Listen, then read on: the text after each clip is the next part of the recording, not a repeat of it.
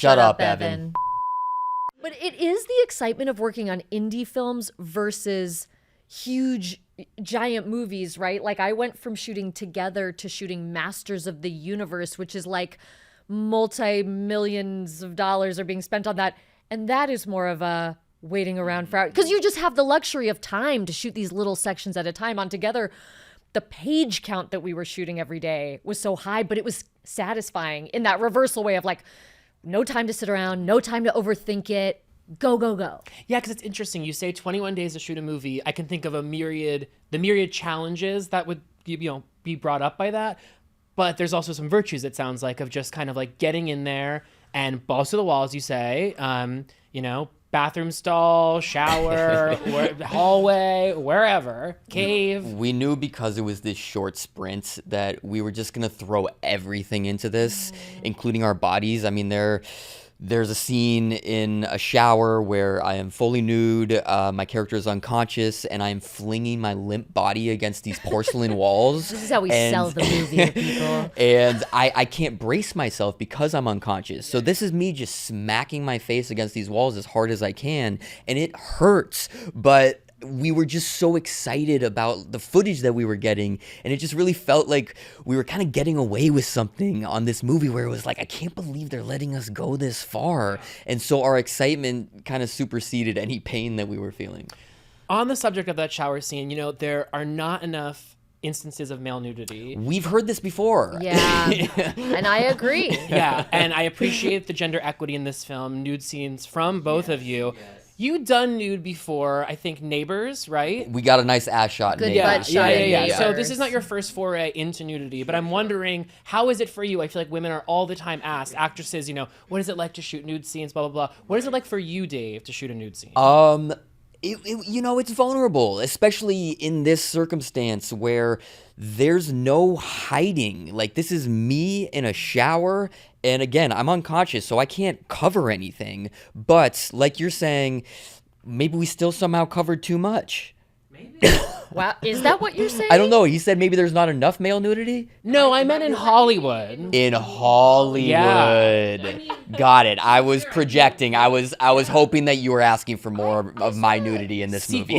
Sequel. I feel like we're in the golden age of prosthetic dicks. I actually feel like more and more we're seeing them all the time. Yeah, and it's bothersome because I feel like women are never asked You're like, to show wear it for prosthetics. real. Yeah. I feel like we did have conversations, though, on this one where... About whether to show your real dick. No. But just like how much I should be showing. And I was like, I want to do as much as Alison. I don't remember having this conversation, but I trust you. I believe you. Yeah. Babe, I love that. How did you don't believe it, but you love it? I love that idea. I love the idea of it.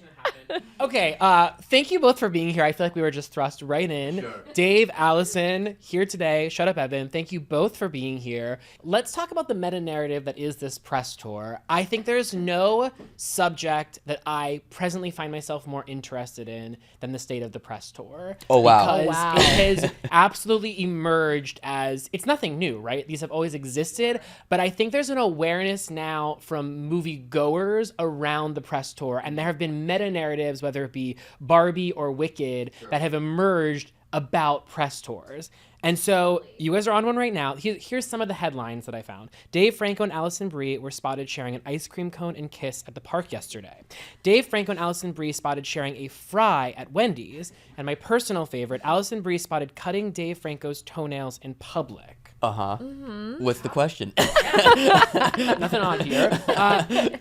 What has been going on? We keep seeing these headlines. Well, let me start by saying I do think the press tour has really evolved. Like, it's so different from when we used to market movies. Sure, where it used to just ago. be like a standard junkets at a hotel, and you go on a couple talk shows. And people were watching TV more because it wasn't all streaming or TikTok or all this stuff. So, right, it was much more geared towards late night and extra and stuff like that. But back to your question, would you not cut your partner's toenails in the park?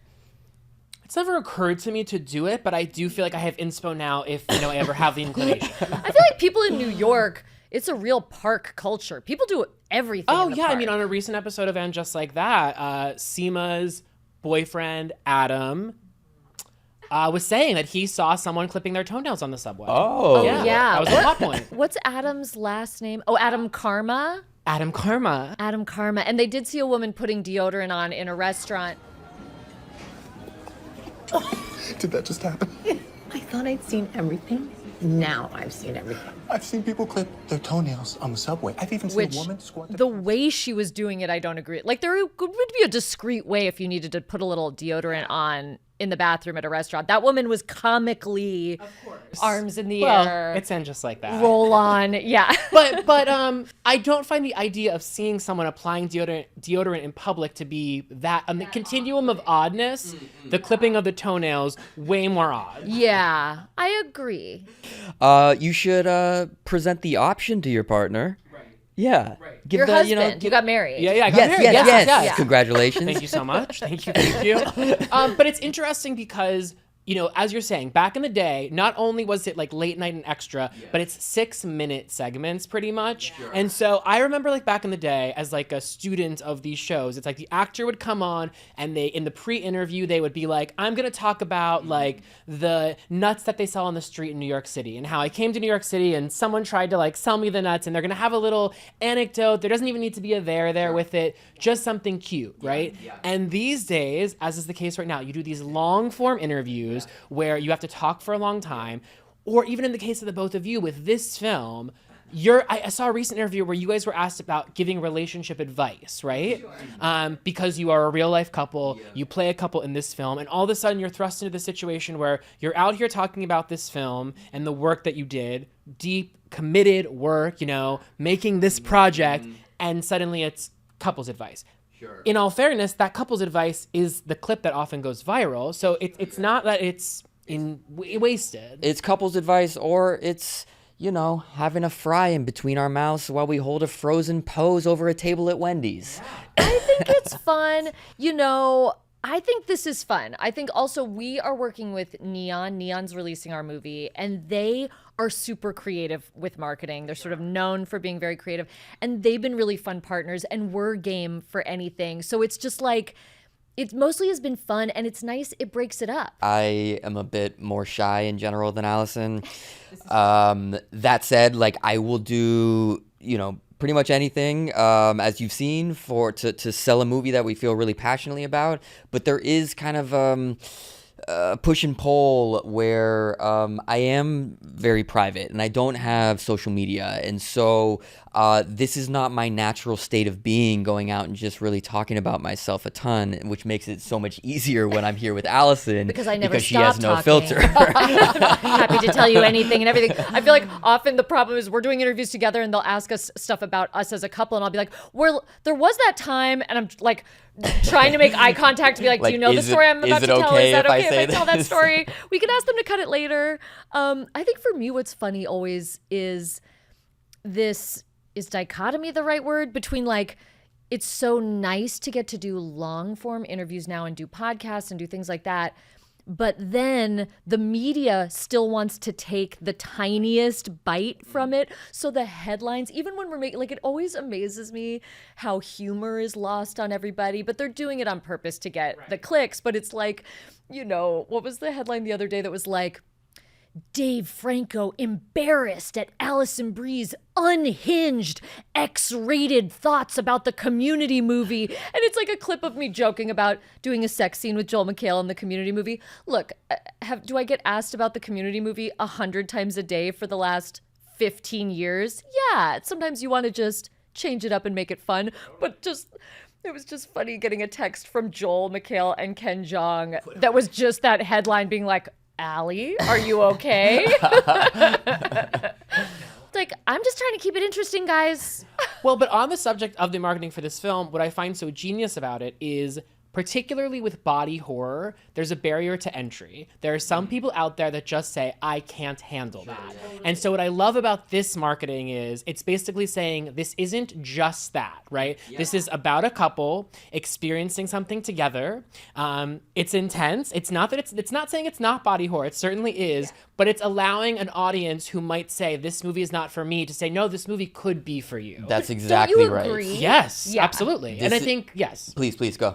No, but I thought one of the interesting things about this film is the way it devolves into the body horror while also keeping this narrative around what's happening with the two of them. I mean, can I mention there's a proposal at the beginning, Yeah. right? And there's some hesitation about the acceptance of the proposal, which then leads you to wonder, okay, there's something up with this couple, but then in my head I'm like, okay, they're having relationship issues, but then I start to see throughout the film them working at kind of getting this relationship together and this idea that like she is not dragging him to this town against his will entirely. It was a hiccup for him, right? Because he needs to be back in the city to record his music.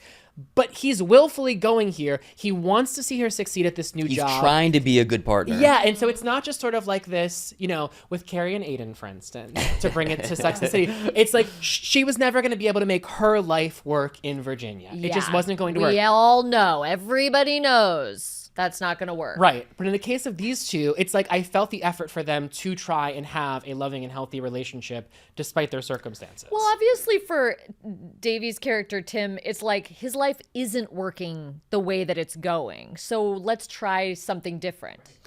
But I was just going to say I love everything you just said. But just to go off the first thing about how this movie is not just for horror fanatics. The reactions have been amazing so far. Like, yes, hardcore horror fans have been responding really well, and that's incredible.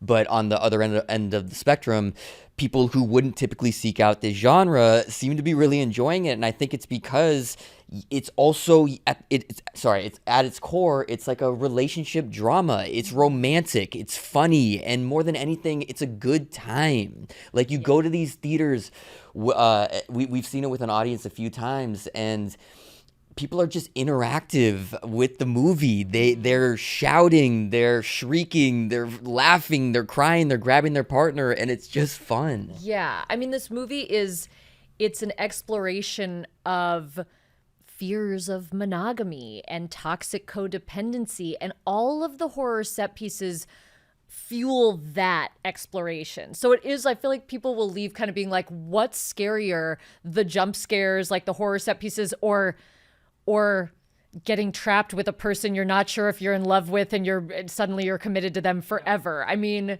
it's really interesting the way people react coming out of watching the movie. And it certainly is like we're holding up a mirror to reflect back to people. This is how your reaction is how you feel about relationships, pretty much. We've heard from single people who have seen the movie, and they say this is a strong argument for staying single. And then we heard from a couple who was fighting all week, and then they saw the film, and they said it helped them make up. Interesting. Yeah. I would say it makes a strong case to not have sex in a school bathroom. I concur. Totally. Yes. I definitely took that away. For me, when I think about this film, there are a couple images that will stay with me, but there's a particularly memorable scene that takes place in the bathroom that I said to myself, well, surely it won't be that, right? But then it was that. We realized that you're referring to might be the biggest jump scare in the movie. Well, that's the great thing about body horror, is that you start to, it enacts things that you never even thought could happen, and then you in fact see them happening. Now, are you both horror film lovers, fanatics? Talk to me about your media appetite when it comes to horror films. We love horror. If it was up to me, we would watch a horror film every night. Dave could watch a horror film every night, and I put the kibosh on it. It's like I get too scared. I get a little too scared. In high school, I loved horror. I would say living alone in my 20s, like I took a step back from watching horror because I would just get too scared. And then Dave kind of started sucking me back in. We kind of took it in steps where when we first met, she was not about it. And then the next stage was I would vet horror movies for her. So I would be like, artistry worth the scare? I was like, this is a very good one, and it's worth you being scared for the next week. And now we've gotten to a new level. Yes, where I've just completed writing a horror movie, a horror comedy with my friend Alice Stanley Jr. So that's kind of the next thing on the docket that I plan to direct. So I'm going full force into horror. But I was going to say it was easy to get back into it because, I mean, horror, there have always been great filmmakers working in horror, but I do feel like even in the last 10 years, there have been some really beautiful films that have been made in the horror genre, and like some of the most exciting things that are happening creatively in our industry are happening in horror. Absolutely. Are you a horror fan? I'm a huge horror Yeah, Oh, fan. yeah. great. Yeah. What are some recent ones that you've loved? Well, okay, so I've non-recent, but I want to give a shout out to When a Stranger Calls Back, which I think for me is the film that like stays with me the most as far as that opening scene.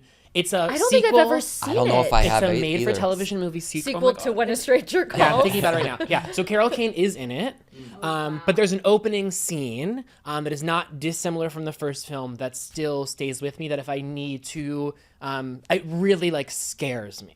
If you need to what? You're like, if I need to be scared, Feel I will something. watch Yeah. that. Because that's Yeah. the thing about horror films is it's like, obviously if we want to feel great love, we go to movies like The Notebook, you know what I mean? And when we need to laugh, but there are certain times like we want to feel Alive. I think it is watching these movies about violent death makes us feel alive. It gives you a shot of adrenaline. It's interesting because I am pretty even keeled most of the time, and it's weird that I am drawn towards these movies where the most fucked up shit is happening. Or maybe it makes total sense because you are like the chillest, calmest person and you're like, ooh, let me just get a little Yes. hit every so often. So then I would say Jeepers Creepers for me is up there. Yeah, love Jeepers Creepers. I also like how fully realized the relationship between the two siblings is. Actually, there's a parallel to be drawn here to this film, which is that there's this whole story of Jeepers Creepers that exists had, you know, the creeper, the titular creeper, had he not come into the story, there was still a story being developed around this. It was almost like a two-hander. To borrow an industry term, a two-hander play between these two siblings. where he does fall in like a cavernous hole. He does fall in a cavernous hole. Right. Yeah. But yeah, that's true. Well, that is the sign, right, of a good, honestly, any good movie. You want the core relationship to be solid. Yes. Like, to be something that's watchable outside of like whatever crazy elements are going to happen. Have you seen the Danish film Speak No Evil? Yes. That's Spectacular. so good, but such a dark turn. When we watched that movie, this is why that movie is brilliant. This is why that movie is brilliant because for 75% of the movie, I was watching it going, I knew nothing about it going in. Dave's like, let's watch this. I sort of thought, oh, this isn't a horror. This is like a satire. It's like the horrors of culture clash and like miscommunications. This is kind of funny. And I let my guard down and I got comfortable. And then the darkest ending possible happened. And when the movie ended, I just turned to Dave and I was like, how could you do this to me? I was so mad. But then I just felt like it stayed with me for weeks, not in like a haunting me, couldn't sleep way, although that too, but like I just was thinking about it for weeks and how beautiful, like again, the theme that's being explored there, right, is boundaries and how much do we let people push our boundaries and when do we hit a point of no return and when does like polite become ridiculous and you know that's why horror is great because you can explore really relatable themes and then take them to like the most insane levels. Yes. And it's interesting because I was going to say we're in a horror renaissance, but I feel like we've been in That's one. what I was trying to say too. I'm like, we're in a horror renaissance. I'm like, I guess it's forever. But what's interesting is oftentimes, you know, we give a lot of regard to the producers and writers and directors, appropriately so. But I think the part that kind of gets left out, and thankfully in the case of, you know, thinking about Demi Moore with The Substance, that was an instance in which you actually saw an awards body recognizing the performances. But that to me was part of the missing piece with all of this is sort of dignifying the work of the actors in these films. While we were making this movie, every single day we were like, actors in horror movies don't get their due. This don't is get the enough hardest respect. thing. Because in a horror movie, the stakes are as high as they can possibly be. This is life and death. And because of that, you're exploring every single emotion possible. You are sweating, spitting, crying, all liquids Trying to coming make it out of your body. realistic. Yeah. But I think with The Substance in particular, that's really paving the way for body horror. In the sense that that movie was nominated for multiple Academy Awards, including Best Picture. That's never happened for a body horror. And it's incredible because it's making people just kind of acknowledge and accept that, like, this is a real genre that people need to take seriously. And there are filmmakers in this genre who are doing some of the most interesting things right now. Right. And award-winning actors can come into this genre and play and have fun and get recognized. Kind of like film actors started doing TV and now we have prestige. Now it's harder to get on a show show than it is in a movie because everyone wants to be on prestige TV. Hopefully, I feel like that's what will happen in horror is happening. People are like, I want to be in the cool horror movie. But it's almost like, to use that comparison, it's almost like The Substance is kind of like The Sopranos and Sex and the City, and sort of like ushering gateway. in. Yeah, it's kind of saying like, come in here, the water's warm. I know for me, so my husband does not like horror films, but it was a rule in our household that he was going to have to watch all of Sarah Michelle Gellar's filmography, and so it, there was a barrier, right? With I Know What You Did Last Scream Summer. 2? Oh. And we started with I Know, and then we moved into Scream 2. But I said to him, I'm like, you need to watch these films because Sarah's going to deliver a performance, right? This isn't a horror film. This is an opportunity to watch Sarah do what she does. And that got him in. So that's another example of sort of saying it's like, yes, these movies, you're going to be afraid that there's going to be a few jumps. Also, sometimes if you preempt them for people, you can be like, he's about, the killer's behind her right now, just so you know. Take it easy. Did you see Smile 2? No. Oh, I mean, That's a great performance in it Smile is too. a powerhouse performance by Naomi Scott. It is incredible. It's worth watching. I mean, it's a really cool movie. I liked Smile, the first film. I really liked the second one, but like the reason to watch it is her performance. Has your husband kind of dipped his toe in a bit more since then? Yeah, I Okay. think there are certain things I know he's not going to be able to watch. When a Stranger Calls Back, we're not gonna go there. I feel like you're talking about this film that you're making, this horror comedy. I feel like that's the kind of thing that I could get him into. There was the what was the Joss Whedon, the Cabin by the Lake? Oh, Cabin in the Cabin in the Woods. Woods. Cabin in the Woods is a great Meta, example. Yeah, really it's fun. subverting the genre. Yeah, we love that. How far will you go? Will you go like Terrifier, Saw level? So funny you ask this.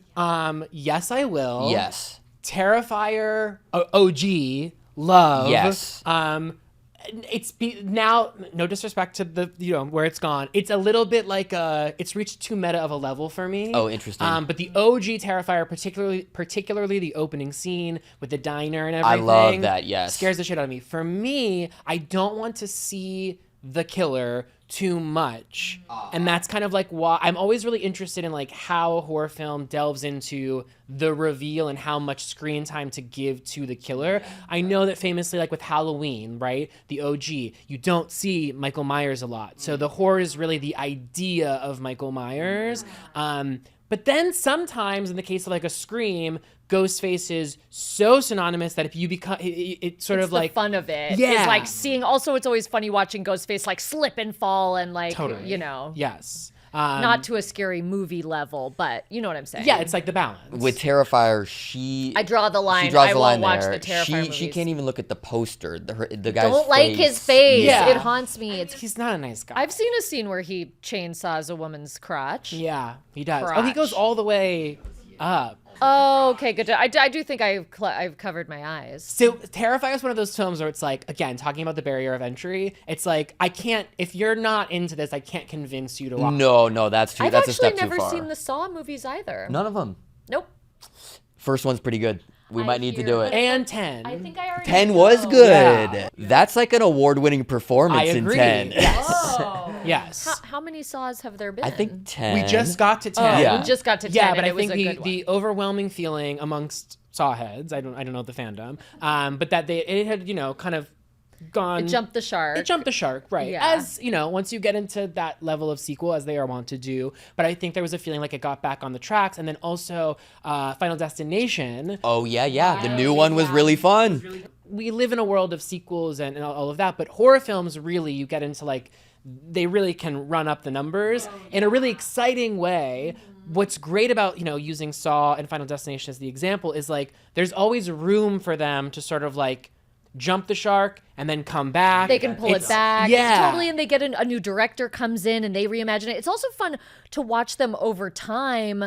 I mean, because eventually the filmmakers that are making the sequels are people that were fans of the original. So sometimes that helps it loop around. Do you know what I mean? Because it's like, they go through a middle ground of like hacky directors coming in just for the cash, and then they circle back around to someone who's like, no, I love this franchise, I want to do right by it, and it can have a rebirth. But then sometimes you go back and watch the ones that were like critically maligned now, and you're like, I see some gold here. Can you think of one? Halloween 3. Okay. I Season was- of the Witch. I was gonna say Scream 3. I am an infamous Scream 3 apologist, and I stand by it. Okay, so I'm not here I love Scream 3, love Parker Posey, not here to disparage it. I think Scream 3 is an outlier from the other 5 because it's not really as scary. It's camp. It's like high It's a camp. different genre. Yeah. I Scream still 3 when they all appreciate have it. red hair? Do a bunch No, of- that's 2. Oh, number 2, they all have red hair. In 2, they all have that burnt sienna. It's like they all tried to dye it dark red. It came out kind of maroon. But speaking of coming back around, so Allison was famously in Scream 4. She was. This is Rebecca. Oh my fucking god, Henry! Yes, it's true. 2 girls butchered. Payday. I feel like with new Scream rules, even though she died brutally, we could bring her back. Oh, absolutely. Yeah, where's my role in Scream 7? I would love that. I think there are a number of actors from the Scream canon, dead and alive. And with Matthew Lillard coming back for 7. I hear tons of people are coming back. Aren't there like 3 other people coming back? I mean, Hayden came back in 6. We don't know if they're coming back in flashbacks. Can I tell you my problem with the current era of the Scream franchise? Too many people live. The core 4 needs to die. We killed what's his name in Scream 2? Oh, we killed. Oh, Jamie Kennedy. We should be down to 2 of the core 4 by Scream 7. I agree, also just by horror rules. They did kill Dewey. I know, and that was very sad. That was a mistake. Keep the main 3. Keep the Core main 4, 3. no. Main 3, yes. Yes. That's the tough thing about these films is that you want to have consequential deaths, but you also want to bring back beloved actors. I feel like that was, again, to evoke Sarah Michelle Gellar, thinking about I Know What You Did Last Summer. They're doing this, this reboot or sequel, whatever you want to call it, and they have this character who's so beloved. 9-minute chase scene, one of the longest in cinema history, but she's gone.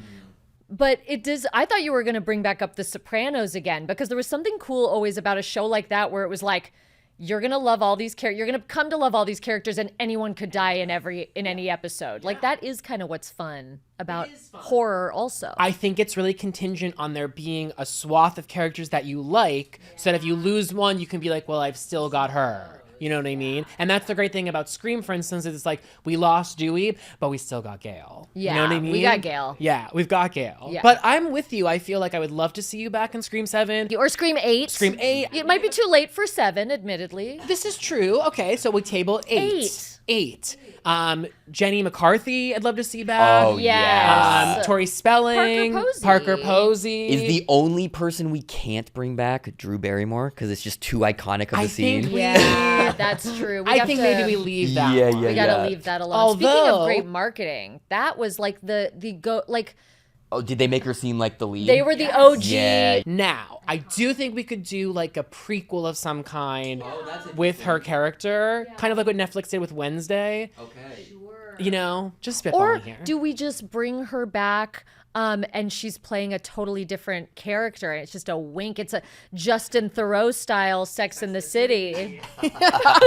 I like that. Okay, well, I do want to talk to you about Sex in the City. Let's. You are famously a giant Sex in the City fan. Huge. For those that don't know, you appeared on the Every Outfit podcast in 2023 to discuss the Sex in the City episode, The Real Me. That episode I can watch anytime and I still guffaw when Carrie falls on the runway. Oh my god, she's fashion roadkill. She's fashion roadkill.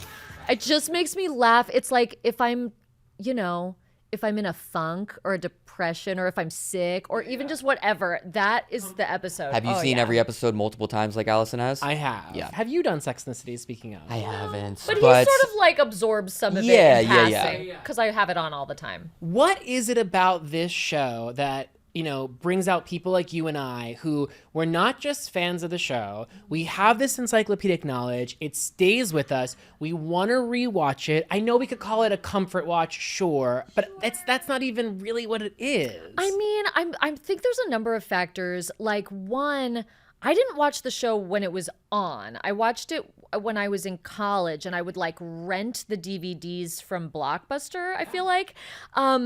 And there was something because there are so many boyfriends of the week and the recurring boyfriends like Aiden and Big and those things, like it felt like I could relate my own dating life to it, especially in my early 20s. In my 20s, obviously the analysis of Carrie has become that her character is sort of immature in the way that she handles relationships, which I think is why young women, teens and 20s, you were sort of like, that's me with my boyfriend. Like, I distinctly remember the real way I connected with it in terms of rewatching would be like, depending on the kind of guy that I just broke up with, I was dating more of like the down home guy and the hometown guy, and like we broke up, and then I'm gonna watch the Aiden seasons. Like I dated a guy that was more like Big, and after we broke up, I was like, it became cathartic in that way to like wash myself of these past relationships. I was a character in the show. Who would I be? I have honestly thought a lot about this, honey, and it's really difficult. You were asked recently, though, who you identify with, and Yes. you said you were Samantha, and then the interviewer said, well, does that make Dave a Smith Jared?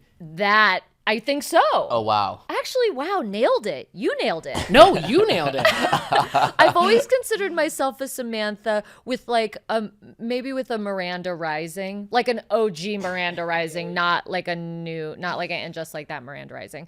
But yeah, I actually think Samantha and Smith. Walk me through the Smith of it all. Well, here's first of all, older woman, younger man. I am 2.5 years older than Dave.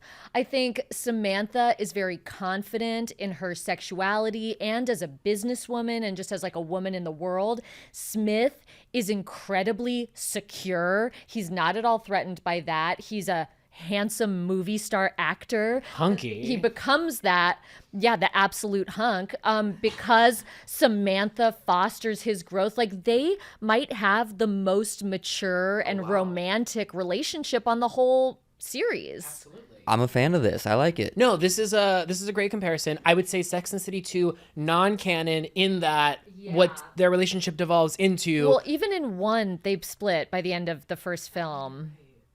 But so we wouldn't include We're that part. ending Sex and the City season 6, episode 22. That's where we're going to out. end it. Yeah. Yes. I also think the fashion is obviously so fun in terms of rewatching, and also just that it's been really fun to be a fan of this show now for like 20 years because I find it fun to watch it go, like to watch the conversations evolve around it, see how younger generations feel about it, like go back and watch parts of it. Like I kind of actually really love the things about it that they did wrong or that don't look good in hindsight, like the bisexual episode I think about, or the certain ways they discuss things, and other things, like even in that one episode, obviously so much is cringe now to watch and mishandled, but also there are other lines she says that are sort of prescient. Like I'm not going to quote it exactly, but I feel like in that episode there's some line where she's like, does gender matter at all? And you'll be like, okay, Carrie.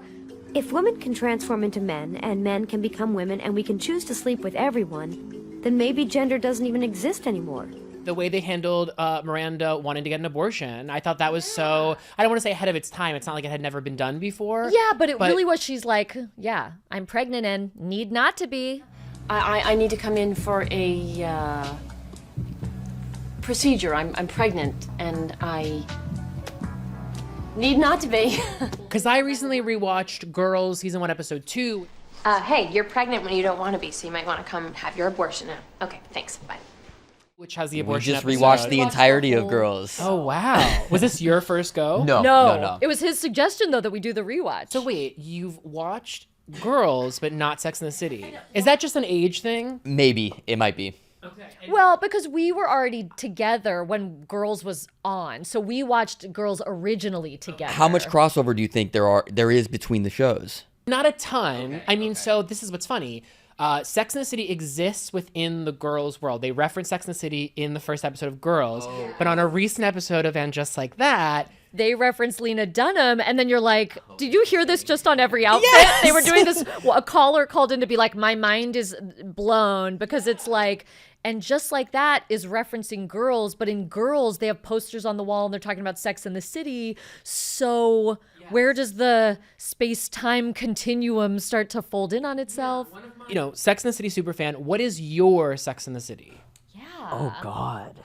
horror movies in general. it We've might established. be. But is there like something that you've watched over and over again the way that we revisit Sex and the City? Gosh, it's more movies maybe than TV shows. That's okay. Yeah, okay. That's allowed. I mean, some of my favorite movies ever that I'll watch over and over is Stand By Me. It's probably watched that at too young of an age. I have 2 older brothers, and so I was introduced to these R-rated movies a little too early. But I, even with that, I'm the psychotic one. I will rewatch movies over and over and over and over and over. Like, She's you don't do seen that The as much American as- President 100 times. Wow. Yeah. Hitch, I'll watch whenever. 21 Jump Street. I'll come home and I'm like, you can't be watching that again. I'm like, it was on. You know, it's interesting you mentioned Stand By Me because I feel like that genre, you know, does not exist anymore. Kind of a coming of age. Well, coming of age, but of that age. I feel Yeah, like when we yeah, get yeah. coming of age now, we get teen Oh, coming sure, of age, sure. and it's often, you know, YA and more romance driven. We don't really get, you know, your now and thens, your Stand By Me, the idea of like that, those formative years, group of friends who maybe there's some burgeoning sexuality, but it's almost like pre-sexuality. I was just going to say, because everything now is sexual. Do you think it's because of the internet? Said the old lady. Is it the internet? There's when you have like child actors at that age of the Stand By Me kids, and when they're good, there's something so just raw and just, I don't know, it's so magnetic because they're not even acting. It just feels like you kind of put them on set and you almost give them a game to play, and it's just so real. And I feel like back then, those kids were so exposed to Hollywood and being on set for the first time, where I imagine a lot of kids today with social media and TikTok, they're just a lot more plugged in. I don't think it would feel as magical. Totally. Yeah, that makes sense. You both have been in this industry for quite some time now. You're both very young, but you've been in this industry for a while.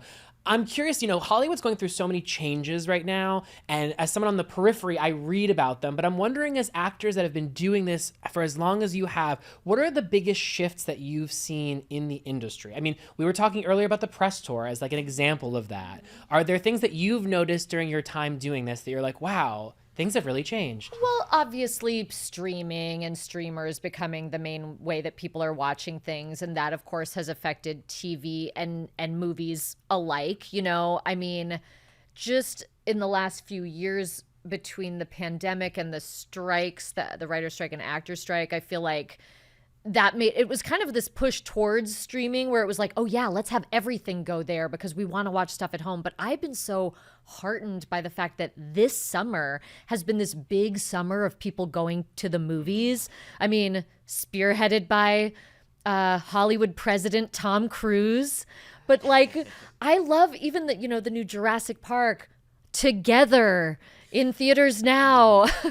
It's exciting to see people going back to the theater. Going off of that though, like it is harder to make independent movies now, and we feel very, very lucky that we've been able to kind of build some stuff from the ground up. But like we kill ourselves to make these things a reality, and there are so many instances where we're pushing something down the line for years and ultimately it doesn't go, and that's just part of the process. But like the fact that we get anything off the ground, the fact that this tiny movie that we shot in 21 days is going to be on as many screens as it is, it's really just rewarding and gratifying. That's the double-edged sword of the streamers, that like even in the time that streamers have become such a thing, there first was this like renaissance for independent film, because there were homes where you were like, oh wow, you know, I made a tiny film called Horse Girl for Netflix, and so many more people got to see it. Do you know what I mean? Than if we had just kind of gone to a festival, maybe a tiny release in New York and LA, like what used to happen with independent films. So there was this moment where it was like, thank God. And I still feel that way to some extent. There are certain films that you go like, oh, this is good that it can find a home on a streamer and will actually find an audience. But also now the libraries are so huge that if there is no marketing, that's where marketing becomes really important, because otherwise you go, wow, we put so much into this. It found a home on a streamer, great, but then no one could ever find it. It's just buried. I mean, I'm fascinated by marketing as a subject. I mean, it's really what I do. It's kind of like my job in so many ways. But it's, I mean, I was listening to Pivot this morning with Kara Swisher and Scott Galloway, and they were talking about this whole astronomer fiasco. And they basically were saying, like, this company, by bringing Gwyneth on as the temporary spokesperson and everything, all these headlines, it actually will help them become, the company will now be more recognizable and more known, and it actually will have impact on the company. And obviously that's a very unique circumstance, but it just goes to show that like this debacle that happened, something that would seem like, you know, don't pay attention to this is bad. It's marketing at the end of the day. By lassoing that opportunity and seeing it as an opportunity to market, that brand is now going to become known in households. And so much of it is like, yes, the work is so important, but the stories that we do to get that said work out there is equally as important. It's the most important thing. I think since we started producing and working on the other side of the camera, we suddenly were like, oh, marketing's the most important thing outside of making a great. Yes. And it's not just quantity. It's not just going out and doing as many interviews as possible. It's like, oh no, let's really put ourselves into it and try to make these things feel unique and like really put our own kind of creativity into it to make them stand out. Yes. Yeah. By the way, Gwyneth became a spokesperson for this company. Yes. It was listed That's as a insane. temporary spokesperson. Oh my God. So she recorded a video that came out last week. She recorded a video that came out basically answering questions, basically saying, you all have a lot of questions, I'm here to answer them. And basically went on to say, this is what astronomer is, this is what we do. Again, lassoing the opportunity and saying, we're getting an outsized amount of attention. How can we take someone that's peripheral to the, you know, circumstance. The circumstance, Chris Martin Zach's, bring her in. She herself garners a lot of attention because she's Gwyneth Paltrow. So yeah. But so marketing is really interesting.